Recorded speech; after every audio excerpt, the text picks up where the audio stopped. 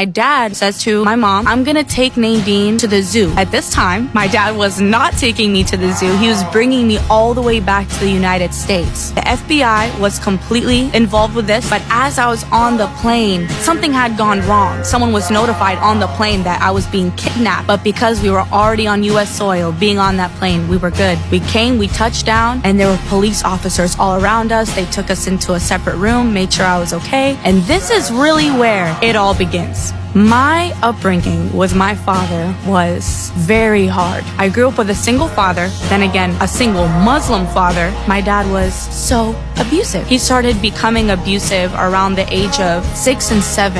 And around that time, I was very much missing my mom, but I didn't know what had happened. We weren't in contact with each other. My dad would not allow me to tell anyone where I had moved. I wasn't in contact with my family. My dad was scared that someone would try to come and steal me. So I remember sleeping in my house in Youngstown, Ohio, and putting like a hammer or something underneath like my bed in case someone tried to come take me or hurt me. My dad would always put lies in my head like someone's gonna try to steal you. Make sure you're very careful. So I was just paranoid. Like I'm a little girl in a new country, just not at peace. I remember just little things I would do. If I'd wear like a little V-neck, he'd spit on me. He'd call me a whore. When my boobs started growing and when my body started to develop, he was so mean to me. It's like he hated me for my body developing, and he just hated the fact that I was growing to Western culture while being a Muslim. Ever since a young age, I hated Islam. I didn't understand it, but I hated it. I said, how come you pray 5 times a day and you treat me like this? How come all my family, even my grandmas, my aunts and uncles, everyone's praying 5 times a day, but everyone's miserable? There's abuse happening in the family.